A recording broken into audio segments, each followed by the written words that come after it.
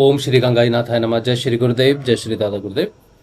आप सबका बहुत स्वागत है आज के सत्संग में, आज के इस एपिसोड में। सबसे पहले तो हम आपको बता दें कि मेरा नाम राजशिव है और मैं एक सिद्ध योग साधक हूँ। जो लोग नया देखेंगे, पहली बार देखेंगे ये सत्संग, उनके लिए ये जानकारी है कि जो भी चर्चा हम कर रहे हैं, किसी भी विषय पर चर्चा कर रहे हैं, वो साधना के अनुसार जो कुछ भी हमारे अंदर परिवर्तन आता है या जो कुछ भी हमें साधना के अंतर्गत समझ में आता है जीवन के बारे में, बाहर जितना भी कुछ हो रहा है या अंदर जो भी कुछ घटनाएं घट रही हैं, उनका जो संपर्क है बाहर का, अंदर का जो संपर्क है, वो बाहर से कैसे जुड़ा हुआ है, समाज के साथ कैसे जुड़ा हुआ है, हमारी चेतना के साथ कैसा जुड़ा है, व्यक्तिगत चेतना के साथ कैसा जुड़ा हुआ है, आध्यात्मिक चेतना के साथ कैसा जुड़ा हुआ है, इनका जो संपर्क है, व्यक्तिगत चेतना और आध्यात्मिक चेतना के बीच में जो आपस में जो संपर्क है, संबंध है, उसके आधार पर हम कोई भी चर्चा करते हैं। और पुस्तकों का इसमें बहुत कम योगदान है चर्चा का, कि पुस्तक से लेके कोई चर्चा हमने की हो, ऐसा कोई खास संयोग नहीं रहता है। हाँ, पुस्तकों का अध्ययन हम जरूर करते हैं, जैसे उपनिषदों का अध्ययन किया, श्रीमद् भागवत का अध्ययन किया, पतंजलि ऋषि का अध्ययन किया, और भी चीज़ों का अध्ययन किया है। लेकिन अध्ययन किया है क्योंकि अंदर वो चीज़ें प्रकट है, तो उनको समझने के लिए बाहर अध्ययन किया जा रहा है। बाहर से पुस्तकों को पढ़कर हम अपने जीवन में कुछ समझेंगे, ऐसा कुछ भी नहीं है हमारे जीवन में। इसीलिए हमें बाहर का जो ज्ञान है या जो रिप्रेजेंटेशन होती है या बाहर के जो श्लोक होते हैं, वो हमें कभी भी उतने याद नहीं होते, या एग्जैक्टली नहीं पता कहाँ क्या लिखा हुआ है या किस भाषा में या किस तरह से लिखा हुआ है। बस वो अंदर चीज़ प्रकट होती है तो हम उसे ढूंढते हैं, तो हमें कहीं ना कहीं मिल जाता है। तो आज का जो विषय है, मुख्य रूप से जो विषय है, जो अलग विषय है, दो विषय हैं आज के। पहला तो ये कि हमारे भगवान श्री गुरुदेव हैं, उनकी कृपा से ही हमारी सिद्ध योग की यात्रा चल रही है। तो उनकी एक पुस्तक है सिद्ध योग की, ये वाली, ये हमारे गुरुदेव जी हैं। तो इनको जानने के लिए इन्होंने क्या लिखा है साधना के बारे में, वो तो हम पढ़ते ही हैं, क्योंकि जो लोग साधना कर रहे हैं उनको थोड़ा पता चले कि गुरुदेव ने क्या लिखा है, हमें भी पता चले उनके साथ साथ कि गुरुदेव जी ने क्या लिखा है। तो हम पढ़ते हैं एक साथ सत्संग में, वो हमें सहायता करता है स्वयं को समझने की, गुरुदेव जी की शिक्षाओं को समझने की। और दूसरा टॉपिक हम लेते हैं सत्संग में अध्ययन करने के लिए, जो हमारे जीवन में घटित होता है, जिसका ज्ञान हमें होता है कि जीवन में ये चीज़ कैसे हो सकती है या क्या महत्व रखती है। तो आज का जो मुख्य विषय है वो है, क्या दिगंबर होने से मोक्ष प्राप्त हो सकता है। ठीक है, ये जो दिगंबर होने से मोक्ष प्राप्त हो सकता है, ये सेकंड विषय है। पहले हम गुरु जी की पुस्तक का अध्ययन करेंगे, और मुख्य रूप से ये जो सत्संग रहता है ये आधे घंटे के आसपास ही रहेगा। आधे घंटे में हमें ये चीज़ें करनी है दोनों, ज़्यादा लंबा सत्संग नहीं करेंगे, ताकि लोगों को लोग समय दे पाए, देख सकें इसको। ठीक है, तो सबसे पहले श्री भगवान जी का जो पुस्तक है उसका अध्ययन करेंगे, फिर आएंगे हम अपने दूसरे टॉपिक पे, मुख्य टॉपिक पे, जो हमारे जीवन में घटित हो रहा है। क्या दिगंबर होने से मोक्ष प्राप्त हो सकता है, या दिगंबर होने का अर्थ ही क्या है, ये भी हमें मालूम है क्या। तो उस विषय पर बहुत इंपॉर्टेंट, बहुत महत्वपूर्ण चर्चा होगी। ठीक है, आज जो हम गुरु जी की पुस्तक में पढ़ रहे हैं वो विषय है आनंद और सुख। ये 41वां चैप्टर है, पेज नंबर 185 है। 5 मार्च 1988 को गुरुदेव जी ने इस विषय पर लिखा था। गुरु जी कहते हैं, इस समय संसार में केवल भौतिक सुख को ही संसार का मानव आनंद की संज्ञा दे रहा है। आनंद और भौतिक सुख में दिन और रात का अंतर है। आनंद निरंतर जीवन भर एक ही स्थिति में रहता है, परंतु सुख की स्थिति निरंतर बदलती रहती है। बचपन में जिन चीजों से सुख की अनुभूति होती है, किशोर अवस्था में आते ही सुख के आधार बदल जाते हैं। जवानी में उस स्थिति में और आधारभूत परिवर्तन हो जाता है, और बुढ़ापा आते ही बचपन, किशोर अवस्था और जवानी में जिन भिन्न भिन्न कारणों से सुख की अनुभूति होती थी, उससे बिल्कुल भिन्न स्थिति हो जाती है। इस प्रकार हम देखते हैं, संसार का मानव जिसे आनंद की संज्ञा दे रहा है, वह मात्र भौतिक सुख है और बदलता रहता है। आनंद जो है वो चिरस्थायी होता है। उसका स्वरूप और कारण उम्र के साथ साथ परिवर्तनशील नहीं है, क्योंकि इस युग के मानव ने आनंद का स्वाद अभी चखा नहीं है, इसलिए वह आनंद और सुख में कोई अंतर नहीं समझ पाता है। सुख दुख की स्थिति परिवर्तनशील है, परंतु आनंद चिरस्थायी रहता है। आनंद अनुभूति का नाम नहीं है, आनंद अनुभूति का नाम नहीं है, वह तो चिरस्थायी स्थिति का नाम है, जो जीवन भर सुख शांति के साथ साथ मानव को मग्न और प्रसन्न चित्त रखती है। उम्र की परिस्थितियां उसमें कोई अंतर पैदा नहीं कर सकती, परंतु ऐसी स्थिति का अनुमान इस युग का मानव लगा ही नहीं सकता है। उसमें वैसे उस मनुष्य का कोई दोष है भी नहीं, क्योंकि आनंद प्रदान करने वाली शक्तियां संसार से लुप्त प्राय हो चुकी हैं। मेरे से संबंधित लोग, गुरुजी कहते हैं जो उनसे जुड़े हुए हैं, उनके शिष्य, जब निरंतर आनंद की अनुभूति करते हैं तो उन्हें सुख और सुख और आनंद के अंतर का पता लगता है। आनंद को हमारे सभी संतों ने नाम अमल और नाम खुमारी की संख्या दी है, क्योंकि इस नाम खुमारी की बात इस युग का मानव काल्पनिक और झूठ समझता है, अतः उसकी समझ के बाहर की वस्तु है। यही कारण है कि बेचारे इस युग के मानव सुख और आनंद में कोई भेद नहीं कर पा रहे हैं। भौतिक साधनों से आनंद मिलता तो पश्चिमी जगत के लोग शांति के लिए भारत में भटकते हुए नजर नहीं आते। ठीक है, अब ये चीज गुरुजी ने छोटा सा ही है, एक ही पेज का ये गुरुजी ने इसमें लिखा है। आहा, क्या बात है, क्या बात है, ये तो मैंने देखा नहीं। अच्छा देखो क्या संयम है, क्या बात है, ये बड़ी अजीब बात होती है। तो मैं तो आज जो टॉपिक हमने लिया है, क्या दिगंबर होने से मोक्ष प्राप्त होगा, ये तो हमने पता नहीं था कि गुरुदेव जी ने इस पुस्तक में, अपनी पुस्तक में कहीं कुछ ऐसा दिया हो।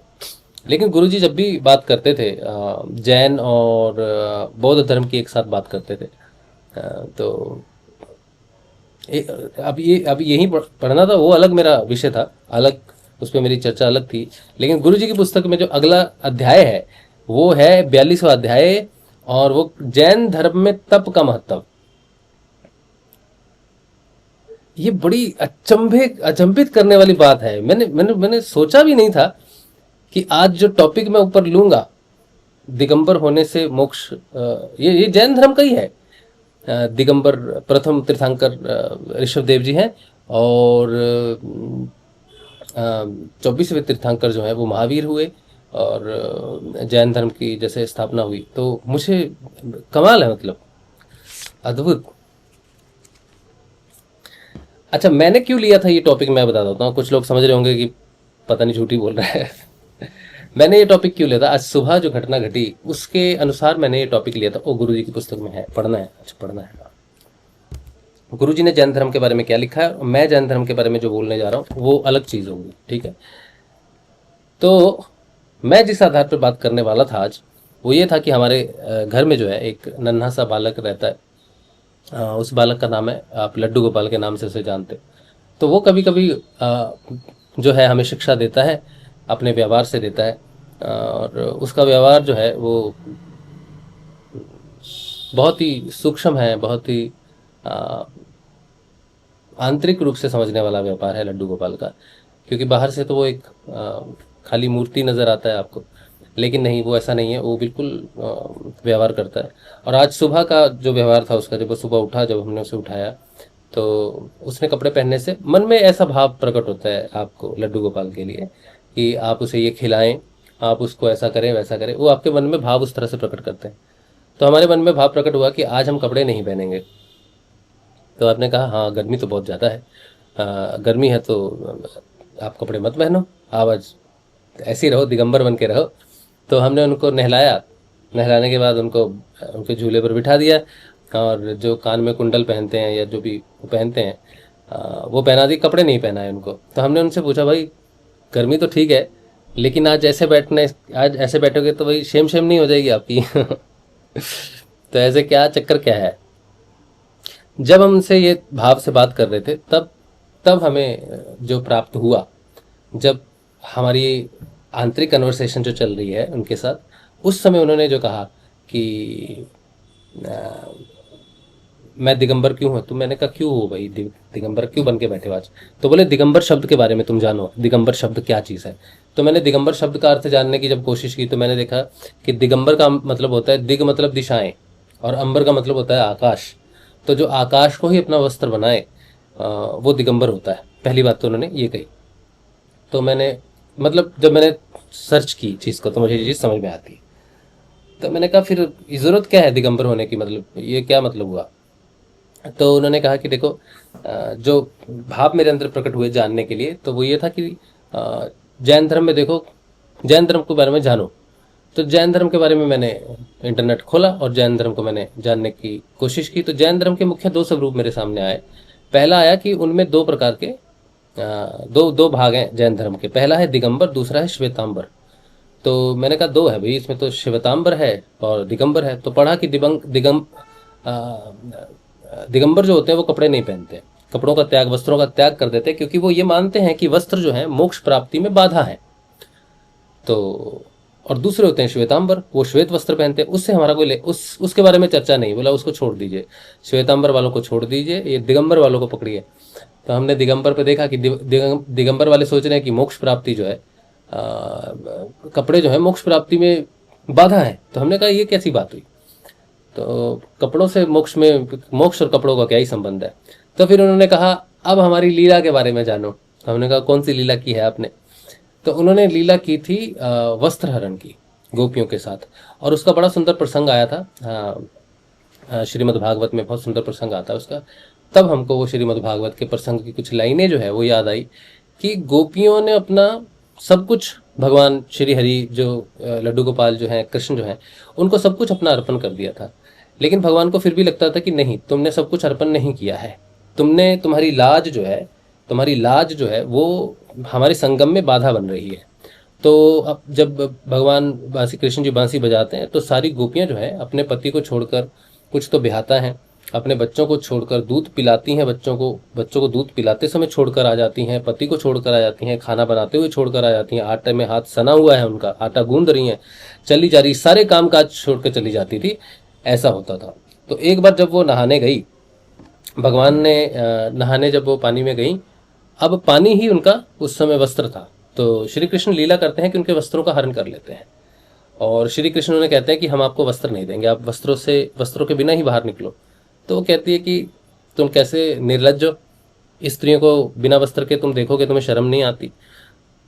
बोले कि नहीं, मुझे तो इस तरह से कुछ, मेरी वो दृष्टि ही नहीं है, शर्म क्या होती है, शर्म किस बात की होती है। तो उस समय जो गोपियों को ज्ञान भगवान ने दिया वो ये था कि मैं कोई साधारण व्यक्ति नहीं हूँ, मैं शरीर से दिखने वाला साधारण व्यक्ति नहीं हूँ, बल्कि मेरा जन्म हुआ है कि मैं क्योंकि जो गोपियां थी उनके बारे में वर्णन आता है कि गोपियां कोई साधारण व्यक्ति, मेरे जैसे आपकी जैसी व्यक्ति कोई नहीं है वहां पर। गोपियां वो हैं जो भगवान श्री कृष्ण ने गोकुल में जन्म लेना, तो उन्होंने पहले जन्म लिया, वो ऋषि थे। किसी ने 10 कल्प की तपस्या की है भगवान को प्राप्त करने की, किसी ने 5 कल्पों की तपस्या की है, किसी ने 7 कल्पों की तपस्या की है, किसी ने 3 कल्पों की तपस्या की है। कल्प का मतलब होता है जिसमें बहुत सारे युग समाये होते हैं। एक चतुक्षरी में, चतुर्युग में 4 युग होते हैं, सतयुग, त्रेता, द्वापर, कलयुग। इस तरह से एक कल्प में कई होते हैं, जैसा मेरा जानकारी में कुछ है।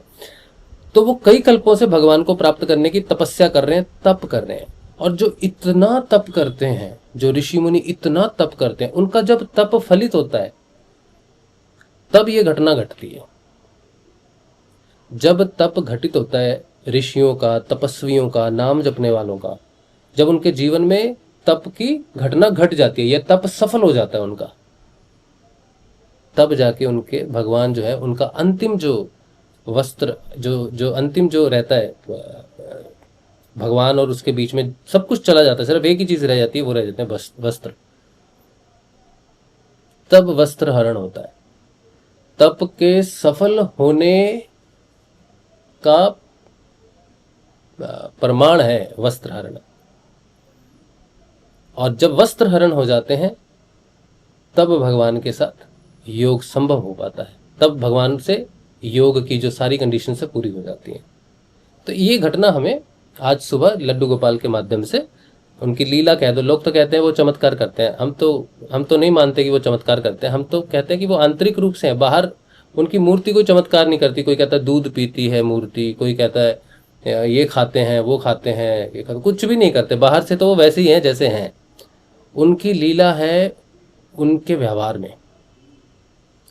लड्डू गोपाल एक अष्ट धातु की मूर्ति होकर भी अपने व्यवहार को दर्शा सकते हैं, आपके माध्यम से ही वो व्यवहार करते हैं। अगर आप उनके साथ आप उनको मूर्ति नहीं समझ के, बल्कि आपके वो कोई रिश्तेदार हैं, किसी का पुत्र है, किसी का पिता है, किसी का भाई है, किसी का दोस्त है, इस तरह से भिन्न भिन्न स्वरूप से वो आपके साथ संबंध जोड़ते हैं। तो ये शिक्षा आज उन्होंने जो हमें दी कि वस्त्र जो है वो मोक्ष में बाधा जैसे जैन धर्म में लिखा है कि वस्त्र जो है वो मोक्ष में बाधा होते हैं, लेकिन फिर हमें फाइनली ये समझ में आया कि वस्त्र मुख्य रूप से बाधा नहीं है। मूल रूप से जो दिगंबर की जो शिक्षा दी गई, जो मुझे जो पता चला, उन्होंने कहा कि दिगंबर एक घटना है, ये कोई बाहर बाहर नग्न होके घूमने से मैं प्राप्त हो जाऊंगा, ऐसा नहीं है। ये गलत प्रिडिक्शन होगी, ये गलत प्रचार हो गया कि नंगे घूमने से मैं मिल जाऊंगा क्योंकि तुम्हारे शरीर पर चढ़े हुए वस्त्र जो हैं वो बाधा है, नहीं है। मूल रूप से दिगंबर, उन्होंने क्या कहा, दिगंबर तुम्हारी आंतरिक स्थिति। अब सारी दुनिया तो नंगा होकर नहीं घूम सकती, है ना, लेकिन कुछ कुछ सेक्शन है, जैसे नागा साधु होते हैं, नागा साधु होते हैं ना, नागा साधु नंगे घूमते हैं, लेकिन उनका व्यवहार अलग है। अब कोई पारिवारिक व्यक्ति नंगा होकर तो नहीं घूम सकता, मैं तो नहीं नंगा होकर बाजार में जा सकता। लेकिन ये मैंने कैसे समझा कि ये व्यवहारिक नहीं है बल्कि ये स्थिति है, आंतरिक स्थिति। ये कैसे हुआ कि साधना में, साधना जब फलित होने लगी हमारी, तब हमें स्वप्न आने लग गया एक। वो स्वप्न क्या होता था कि हम स्वप्न देख रहे हैं, हम किसी बहुत बड़े पार्टी में है, किसी कोई आयोजन है, कोई बहुत समागम है कहीं कुछ, और हम वहाँ समागम में पहुंच गए हैं, लेकिन कैसे पहुंचे वो तो नहीं पता चलता ना। सपने में तो सीधा शुरू हो जाता सीन कि ये सीन चल रहा है। तो हम क्या देखते हैं कि हमने ऊपर की जो शर्ट होती है या ऊपर का जो भी ब्लेजर है, कोट है, जो भी पहना हुआ है, लेकिन नीचे हमने कुछ भी नहीं पहना, और हम पार्टी में पहुंच गए। तो अचानक हमें याद आता है कि हम तो पैंट पहनना भूल ही गए। अब हम बड़े चिंतित है, क्या करें क्या करें। सारी दुनिया खड़ी है और हम नीचे का वस्त्र तो पहन के नहीं आए, क्योंकि ऊपर वाले वस्त्र की तो हमें कोई शर्म नाम की कोई चीज़ नहीं है। पुरुषों को ऊपर के वस्त्र की कोई शर्म तो होती नहीं है, वो तो बनियान भी पहन लेंगे, बिना बनियान के भी वो बाहर सामान लेने चले जाते हैं, गली में चले जाते हैं ना, धोती पहनते हैं, लुंगी पहनते हैं, और या फिर वो बरमूडा पहनेंगे, वो चले जाएंगे। ऊपर के शरीर की पुरुष को तो उतना कोई शर्म की बात नहीं है, स्त्रियों के लिए ज़रूर होती है, उनके शरीर को ढकना पड़ता है पूरा, लाज शर्म उनके लिए है उस तरह से। पुरुषों के लिए ऊपर का हिस्सा जो है ये ढकने से संबंधित उतना नहीं है। तो हमारा वही था, पुरुष मेंटालिटी होने के कारण हम नीचे के वस्त्र पहनना भूल जाते। अब हमें बड़ी तकलीफ होती उस समय कि हम, दुनिया हमारे बारे में क्या सोचेगी, कहाँ फंस गए हम। फिर हम जगते थे तो हम सोचते थे ये कैसा विचित्र सपना है, ये सपने का कोई मतलब भी क्या है, तो हम छोड़ देते थे। फिर कुछ दिनों बाद फिर हम किसी मेले में पहुंचते तो नीचे का वस्त्र नहीं पहना, एक ऑफिस चले गए हैं, नीचे का कपड़ा पहनना ही भूल गए। अब हम ये सोच रहे हैं कि ऊपर का क्यों पहनते हैं। सपने में अगर हमने कपड़े उतार नहीं है तो हम पूरे उतार के क्यों नहीं जा रहे, सिर्फ नीचे का ही क्यों उतार के जा रहे हैं। तो ये सपना बहुत बार होता रहा। तो हमें तब तो समझ में नहीं आई, ये तो आज समझ में आ रही है बात की घटना होती कि बीच में हमें थोड़ा पता लगा कि शायद हमारे सबकॉन्शियस में जो शर्म नाम की चीज़ है, जो भगवान के प्रति होती है, क्योंकि सपने में तो कोई हमें नहीं देख रहा, हम स्वयं को देखते हैं, और हम स्वयं को किस स्थिति में देखना चाहते हैं वही हमारी बाधा होती है। जब हम स्वयं को एज इट इज अपने आप को स्वीकार कर लेते हैं, अपने जीवन को एज इट इज स्वीकार कर लेते हैं, चाहे दुख का जीवन है, सुख का जीवन है, गरीबी का है, अमीरी का है, बुद्धिमत्ता का है, अज्ञानता का है, जैसा भी है, प्रभु का है, ऐसा स्वीकार करना ही हमारे भगवान के बीच के जो अंतर को है वो खत्म करता है। लेकिन हम एक्सेप्ट नहीं करते, हमारी बहुत सारी बंधन बाधाएं हैं कि मैं पुरुष हूँ, स्त्री हूँ, समाज है, ये है, वो है। तो वो भगवान अपने आप को एक्सेप्ट करने के लिए कहते हैं कि ये तुम्हारा पर्दा है जो हटाना चाहते हैं हम, कि हम हैं सब जगह, हम ही हैं सब जगह। उसके बाद क्या होना शुरू हुआ कि हम, क्योंकि सिद्ध योग में क्या है, सिद्ध योग में 2 भाग हैं सिद्ध योग के। पहला है क्रिया योग, जिसमें क्रियाएं होती हैं। किसी व्यक्ति को कोई बीमारी हो तो उसको योग होता है, प्राणायाम होता है, आसन लगते हैं, जिससे उसको वो क्रियाएं और आसन होती हैं जो उसकी बीमारियां होती हैं वो ठीक होती हैं। फिर हमने देखा कि कुछ क्रियाएं ऐसी हैं जिनका शरीर के साथ संबंध नहीं है बल्कि मन के साथ है। ये हमें तब पता चला कि योगी क्रियाएं सभी को, गुरुजी कुछ साधक आते हैं तो उनको योगी क्रियाएं होती नहीं है, तो वो गुरुजी से पूछते कि गुरुजी हमको क्रियाएं नहीं होती। जब गुरुजी थे शरीर में तब पूछते थे गुरुजी हमको क्रियाएं नहीं होती, तो गुरुजी कहते थे कि बेटा सबको क्रियाएं होने जरूरी नहीं है, तुम्हें उतनी ही होंगी, वही होगा जो तुम्हारे लिए जरूरी है। तो अब गुरुजी तो शरीर में नहीं है, उनकी पुस्तकों में लिखा है, उनके वीडियोस में ये बात बोली हुई है कि क्रिया होनी जरूरी नहीं है। फिर भी नए लोग जुड़ते हैं तो पूछते हैं हमें क्रिया नहीं होती, तो हम भी उन्हें यही कहते हैं कि गुरुजी ने कहा कि क्रिया होना जरूरी नहीं है बेटा, आप नाम जपो और ध्यान के लिए बैठो। लेकिन अब समझ में आता है कि क्रिया सिर्फ शरीर में नहीं होती है, क्रिया प्राणों की भी होती है। प्राणों की क्रिया क्या है, जो विचार होते हैं हमारे, वो यह प्राणायाम होता है, प्राणों की क्रिया है। उसके बाद मन की क्रियाएं क्या है, कुछ आसन ऐसे लगते हैं, कुछ आसन भी नहीं है, वो कुछ स्थिति ऐसी बन जाती है ध्यान करते करते कि वो आपके मन को शुद्ध करती है। तो ये दिगंबर वाली घटना हमारी क्रिया योग में घटी। तो क्योंकि हम तो फैमिली मेम्बर है, ज़्यादा नहीं, 3 लोग रहते हैं, मैं हूँ, वाइफ है और बेटा है, और 2 रूम हमारे होते थे उस समय। तो हम एक रूम में जाकर करते थे ध्यान को। तो उस समय क्या होता था, सारे वस्त्र उतर जाते थे। एक क्रिया है, कुंडलिनी क्रिया है वो, उसमें सारे वस्त्र उतर जाते हैं, पूरा दिगंबर बन जाता है साधक। और दिगंबर होकर वो, या उसको कोई क्रिया हो रही है या वो लेट गई है बस। तो जब पहली बार ये क्रिया हुई तो हमने कहा भाई हम घर में ऐसे कैसे घूम सकते हैं। ठीक है हमारा घर है, लेकिन फिर भी तो एक नियम तो रहता है, एक लिमिट तो रहती है चीज़ की। तो हम क्या करते थे, कपड़े तो उतर गए तो चद्दर ले ली, कि चद्दर के अंदर घुस के बैठते हैं, कम से कम थोड़ा पर्दा तो रहेगा। फिर वो चद्दर भी हट जाती है। फिर वो कहते हैं भाई अगर चद्दर ही देनी है तो कपड़े क्यों उतारे गए। तो हम समझ नहीं पाए बहुत समय तक उस क्रिया को।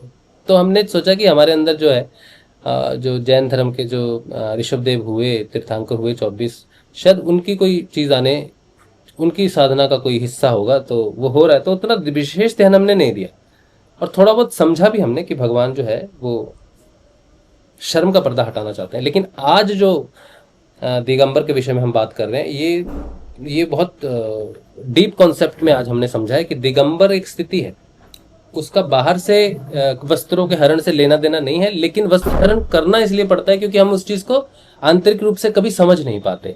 जैसे गोपियां नहीं समझ पाई भगवान की बात की, किस चीज की कमी रह गई, क्या अंतर भगवान में और गोपियों में रह गया जो उनके मिलन में बाधा बन रहा है। तो भगवान ने वो घटना के हिसाब से चीर हरण के नाम से बताया कि हम आपकी लज्जा को हरना चाहते हैं, हम आपका चीर हरण करके आपके शरीर को किसी प्रकार से भोग नहीं करना चाहते, बल्कि हम आपकी लज्जा का हरण कर कर ये शरीर का पर्दा हटाकर हम आपको आपके स्वरूप में प्राप्त करना चाहते हैं।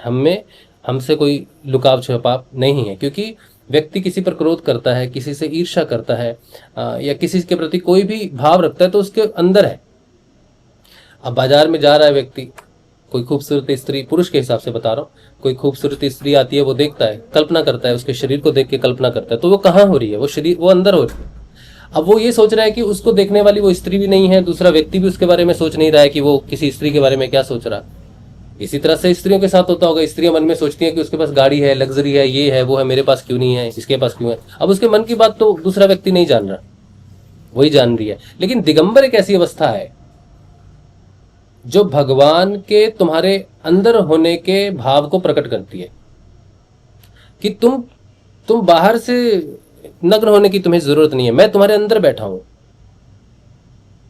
मैं तुम्हारे अंदर हूं। तुम्हारे में कोई विचार आता है, तुम अपने आप को मानते हो कि मैं बड़ा पापी हूं। कई साधक कहते हैं मैं बड़ा पापी हूं, मैंने बड़े पाप किए हैं, मैं बड़ा ये हूं, मैं बड़ा नीच हूं, अधम हूं। हाँ है तो है, उसमें कोई शंका नहीं है। लेकिन भगवान तुम्हें वैसे ही स्वीकार करते हैं।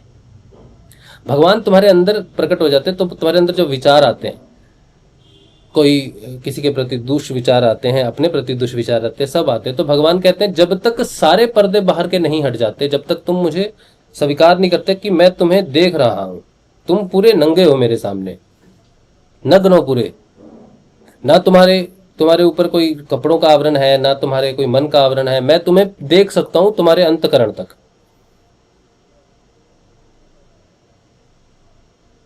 मैं तुम्हें तुम्हारे कपड़ों के हिसाब से जज नहीं कर रहा कि तुम अमीर हो, गरीब हो, स्त्री हो, पुरुष हो, तुम्हारे शरीर के हिसाब से भी तुम्हें जज नहीं करता हूँ। मैं तो तुम्हें सोचता हुआ देख रहा हूँ, मैं तो तुम्हारी सोच और मन को भी प्रभावित करता हूँ, मैं तुम्हारे प्राणों को प्रभावित कर रहा हूँ। शरीर तो बहुत ऊपर की बात है।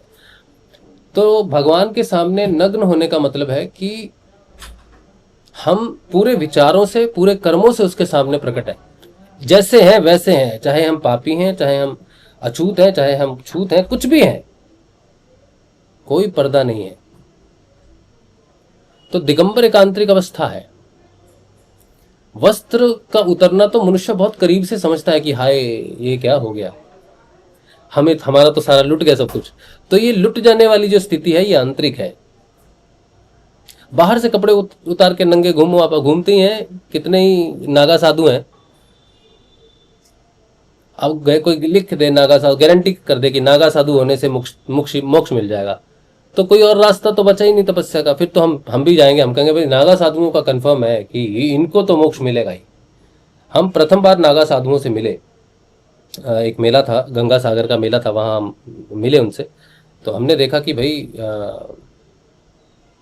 ये तो अलग ही है, इनका सोच, इनका विचार भगवान के प्रति भिन्नता है। अभी तो इन्होंने एकता पाई ही नहीं, अद्वैत का कोई सिद्धांत ही नहीं है। कुछ में होगा, ऐसा नहीं मैं कह रहा कि नागा साधु सभी एक, पर जितने नागा साधु बने हुए हैं कि हमें मिल जाएगा, नहीं मिलेगा।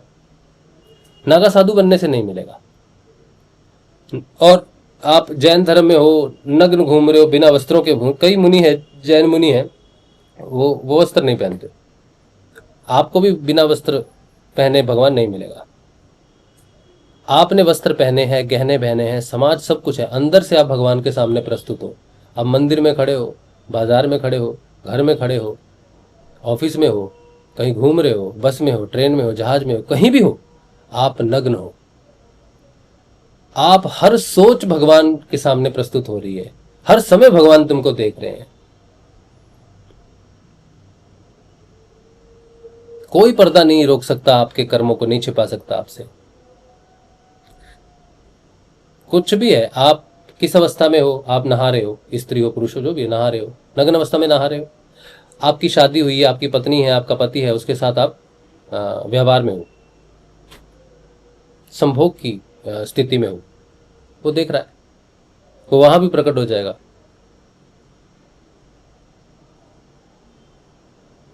वो पूरी तरह नग्न कर देता है आपको हर कर्म में। बोला मुझे कहां से हटाओगे। अब ये बताओ कि जब हमने उनसे पूछा कि ये भाई ऐसा क्यों है, क्यों घुस जाते हो सब जगह, क्या जरूरत भी क्या है, तो बोले अगर मैं ना आऊं तो तुम मृत्यु को रोक के बताओ, मुझे तो रोक लोगे, भगवान को रोक लोगे तुम, भगवान से पर्दा करके। तुम्हारी मृत्यु होने वाली है, समझो। जिस समय तुम संभोग कर रहे हो, नहा रहे हो, नग्न अवस्था में हो, कुछ भी हो, समझो उस समय तुम्हारी मृत्यु होने वाली है। तुम युवराज को कहो ना ना ना ना, अभी नहीं आना, अभी मैं नग्न हूं, अभी मैं अपनी स्त्री के साथ या अपने पुरुष के साथ एक आपत्तिजनक स्थिति में हूं संसार के लिए, अपनी सुख की स्थिति में हूं अपने पति पत्नी के साथ, अभी मत आना, तो वो रुकेगा? नहीं रोक सकते तुम। और तुम्हारा शरीर पड़ा रह जाएगा वहीं पर, जिसकी तुम्हें इतनी चिंता है वो वहीं पड़ा रह जाएगा। जिसे वो खींच के ले जाएगा वही तुम्हारा प्राण है, वो खींच के ले जाएगा तुम्हारा। तो काल है, समय है, तुम कुछ भी कर रहे हो, समय तुम्हें हर समय देख रहा है, दिशाएं तुम्हें हर समय देख रही है। कोई बंधन नहीं है, ये मकान है, ये शहर है, ये कुछ किसी चीज का कोई बंधन नहीं है। तो भगवान की जब साधना करते हैं, जब भगवान के लिए तप करते हैं, तो तप वो ऐसी घटना है जो भगवान और भक्त के अंदर के सारे वस्त्रों का, सारे आवरणों को छीन लेता है और साधक दिगंबर हो जाता है। ऐसा दिगंबर साधक मोक्ष को प्राप्त करता है। सिर्फ कपड़े उतारने से मोक्ष नहीं मिलेगा। अपने आप को एज इट इज स्वीकार करना पड़ेगा, अपने जीवन को एज इट इज स्वीकार करना पड़ेगा। यही तप है।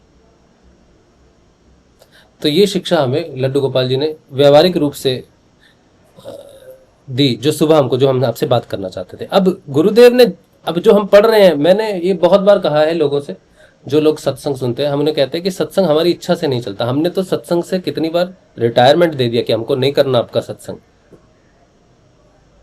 लेकिन यहां पर ज्वाइनिंग तो है, वो भी हमारी इच्छा से नहीं है। लेकिन रिटायरमेंट नाम की कोई चीज नहीं है, छुट्टी नाम की कोई चीज नहीं है। छुट्टी होगी तो उस दिन काम करवाएंगे, ज्यादा करवाएंगे। हमारी इच्छा से हम सोचते आधा घंटा करेंगे, भाग जाएंगे कुछ और काम करेंगे, नहीं करने देते।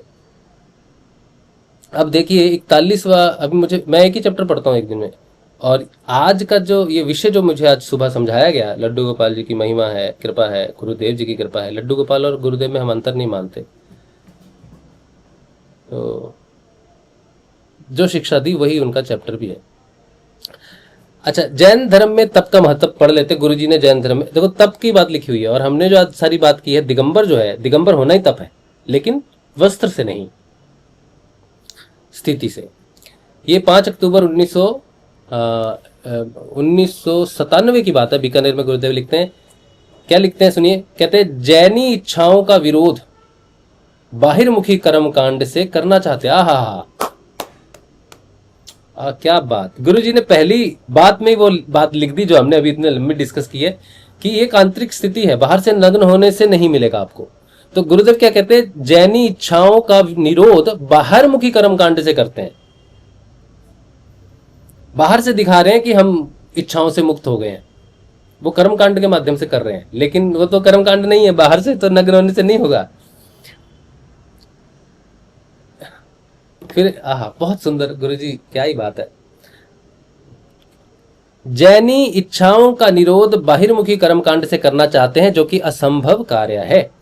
यह कार्य आंतरिक शक्ति के चेतन होने से ही संभव है। आंतरिक शक्ति के चेतन करने की क्रियात्मक विधि केवल वेदांती अर्थात हिंदू ही जानते हैं। संसार का कोई धर्म और दर्शन मानव के पूर्ण विकास की क्रियात्मक विधि नहीं जानता है। मैंने कहा था ना कि सिद्ध योग के दो भाग हैं।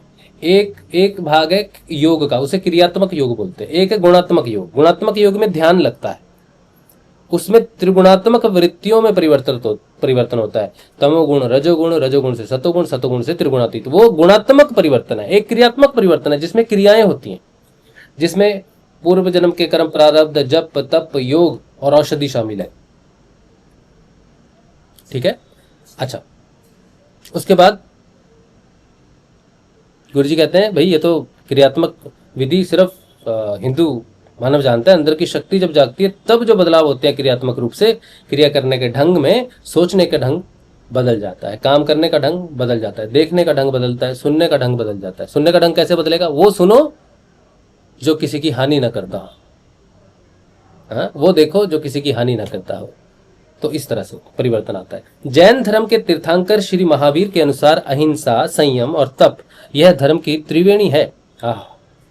बहुत सुंदर विचार है। अहिंसा, संयम और तप यह धर्म की त्रिवेणी है, त्रिपथगा है। हिंदू धर्म के अनुसार हम जैन धर्म का अध्ययन करें तो हमें ऐसा लगेगा कि इस धर्म को मानने वाले लोगों का विकास अभी तक द्वैत भाव तक ही हुआ है। अभी उन्हें अद्वैत में पहुंचना है। वैदिक धर्म अर्थात हिंदू धर्म ही अद्वैतवाद का जनक है। अहिंसा अर्थात ब्रह्म, संयम का अर्थ विष्णु है, तप का अर्थ रुद्र है। इन तीनों के जनक परम तत्व की प्रत्यक्षानुभूति और साक्षात्कार की बात केवल हिंदू धर्म ही कहता है। मैं मेरे व्यवहारिक जीवन में देख रहा हूं कि जिन युवा जैनों ने मुझसे दीक्षा ली है, जैन धर्म के कुछ युवा साधकों ने गुरुदेव से दीक्षा ली, उस समय गुरुदेव ने देखा कि उनका विकास जितनी तेजी से हुआ है उतनी तेजी से और धर्म के लोगों का नहीं हुआ है। जैन धर्म के जो लोग थे जिन्होंने गुरुदेव से दीक्षा ली, उनका विकास जल्दी हो गया, दूसरे धर्म के लोगों का विकास जल्दी नहीं हुआ। कहते हैं मैं किसी धर्म के व्यक्ति को धर्म परिवर्तन की सलाह नहीं देता हूं। मेरे सिद्धांत के अनुसार मनुष्य किसी भी धर्म में रहते हुए अपने उच्चतम विकास को प्राप्त कर सकता है। मेरे लाखों शिष्य हैं, उनमें सभी धर्म के लोग हैं और सभी के एक ही विधि से परिवर्तन आ रहा है। मैं मेरे व्यावहारिक जीवन में अनुभव कर रहा हूं कि आज सभी धर्म मानव विकास की बात तो करते हैं परंतु क्रियात्मक विधि नहीं बताते हैं, और अगर कोई क्रियात्मक विधि बताना चाहता है तो उस पर विश्वास नहीं करते। धर्म में ऐसा विश्वास पहले कभी नहीं हुआ। मेरे शिष्यों में युवा लड़के लड़कियों की संख्या सबसे अधिक है। विज्ञान की उच्च शिक्षा प्राप्त इंजीनियर, डॉक्टर और अन्य वैज्ञानिकों की संख्या हजारों में है। इनमें सभी जाति और धर्म के युवा सम्मिलित हैं। मैं अनुभव कर रहा हूं कि उन सभी के उच्चतम धर्माचार्य कुछ बेचैनी अनुभव कर रहे हैं। उन युवाओं में जो विकास हो रहा है उनके रास्ते में रोड़ा अटकाने के प्रयास किए जा रहे हैं। आज मैंने फैसला कर लिया है कि मैं भविष्य में धर्म प्रचार का कार्य पश्चिमी जगत में करूंगा। भारत को आज रोटी की जरूरत है, राम की नहीं। तो भारत की अर्थव्यवस्था देख के गुरुदेव कहते हैं कि इनके पास तो रोटी नहीं है, राम को तो कैसे ही याद करेंगे। तो पहले तो रोटी हो जिनके पास, उनको बताया जाए कि भाई भगवान भी कोई है, कुछ है। तो देखिए कितना सुंदर संयोग है भगवान श्री गुरुदेव का कि उन्होंने हमें बताया इसके बारे में। ज़्यादा तो कुछ नहीं लिखा गुरुजी ने, उतना ही लिखा हुआ उसमें। लेकिन ये जो आंतरिक रूप से गुरुजी ने आज हमें दिया, और हम ये भी कितनी अचंभित बात है कि गुरुजी की पुस्तक का अध्ययन रेगुलर हम नहीं कर पाते हैं। अपनी इच्छा से हम सोचते हैं कि रोज गुरुजी की पुस्तक का अध्ययन करेंगे, लेकिन नहीं कर पाते हैं। ये भी देखो कि जिस दिन हमें जो अंदर से प्राप्त होता है उसी दिन वो हमें अध्ययन भी करवाते हैं। ये भी बड़ा गुरुजी की कृपा और संयोग और उनकी दया दृष्टि है कि सत्संग उन्हीं की कृपा से जो है वो चलता है। तो उम्मीद है कि आप आंतरिक रूप से भगवान से किसी प्रकार का कोई भी आवरण न रखें। वो सब समय आपको देख रहे हैं, ऐसे भाव से जीवन को व्यतीत करें, और जीवन जैसा है उसको वैसे ही अगर स्वीकार करेंगे तो सुख और दुख से बाहर निकलेंगे और आनंद की स्थिति में प्रकट हो जाएंगे। तो तप और आनंद दोनों संबंधित हैं। जिस दिन आपके जीवन में तप घटित होता है, उस दिन आनंद भी आपको समझ में आ जाएगा कि आनंद सुख का मोहताज नहीं है, सुखी स्थिति का मोहताज नहीं है। आनंद तो दुख में भी घटित होता है और हर समय बना रहता है। ठीक है, उम्मीद है कि आज का सत्संग आपको समझ में आया हो। समझ में आने के साथ ही साथ आपकी साधना को जो है वो थोड़ा सा और विस्तार करे उसका, और साधना को समझने में आपको सहायता हो। कल मिलेंगे, कल के ध्यान में और कल के सत्संग में। जय श्री गुरुदेव जी, जय श्री दादा गुरुदेव जी।